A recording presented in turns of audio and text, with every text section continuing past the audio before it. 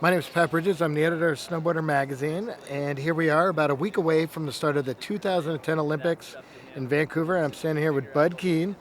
Bud Keene, a veteran of the 2002 Salt Lake Games as head coach, and also in the Torino Olympics in 2006. And Bud, you're going to be headed back to the Olympics here in 2010, and you got a new role at the Olympics this year. Is that right? Yes, yes. I'll be going as one of the 3 staff coaches for the USA halfpipe team, and I'll be there specifically to work with Sean White, who I've been working with throughout 2009, and our goal is to help Sean get another gold medal. Ah, there you go. Well, going into this Olympics, I mean, we've seen a lot of stuff, and we saw the progression of Sean and how he was prudent going into these Olympics with, unveiling his tricks a little bit early and all the stuff he had worked on last winter. Does he have any more tricks going into Vancouver that we haven't seen yet? Well, he does. I mean, there are some things that if he feels like he needs to spice things up a little bit, he can throw in. I would say that, the double McTwist 1260, there's nothing really beyond that. He may mix it up with some different directions of spinning, but the double Mickey 12 is kind of, it's the hardest trick in the world right now. He's the only one that's got it. And I think it's safe to say that he doesn't have anything more difficult than that to throw out, really.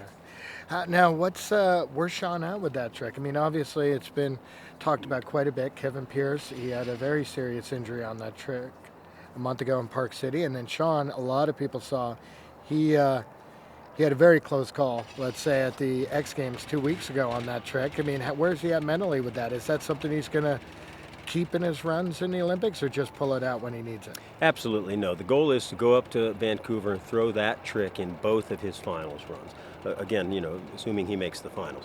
But yeah, Sean's not the kind of kid who's going to shy away from a trick. He knows it's a very, very formidable weapon. It's something that, will pretty much put him on top in any contest as long as the rest of his run's clean. And again, he's not a quitter. I mean, I think he proved that at the X Games. That was an amazing display of guts and determination. And Sean also proved that, when it's time, when he needs to throw that trick, he can set it down for sure. Well, now, you've coached 3 Olympic gold medalists, aside from Sean White. With Sean White, it's 4. What sets these guys apart from the rest of the pack in your estimation, as far as being a medalist? What does it take? Well, you've got to be a tremendous athlete, especially with all these doubles going down these days. I mean, Sean's been working out like a fiend, and it's really necessary for the explosive bursts of energy that it takes to do those doubles. But I'd say that, to be a gold medalist, you've got to go huge, and you've got to have the most difficult tricks in the world, and then you've got to lay them all down in a run. And you've got to have the ability to peak at the right time, as we saw with Ross Powers in 2002 in Salt Lake City and stuff. Now, you've been in snowboarding for 25 years. You were a professional sponsored rider for Sims in the mid-'80s and stuff. Did you ever think you'd see it come to this? And did you ever think you'd be standing here going to your 3rd Olympics on the other side? Never, never. I mean, I started snowboarding because it appealed to me and it looked like something that was fun.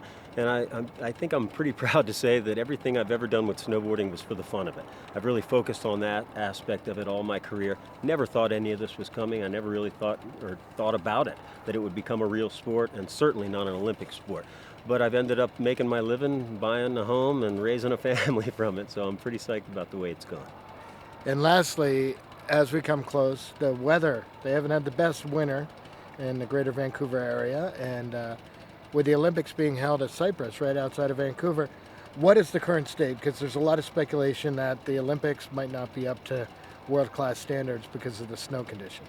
We've seen the half pipe, and I'm absolutely impressed in what they've been able to pull off up there. It's going to be a great venue, and the pipe looks great. I have no worries at all. I must admit, coming up here, I was not skeptical, but I was definitely curious to see what they were going to do and how they were going to do it.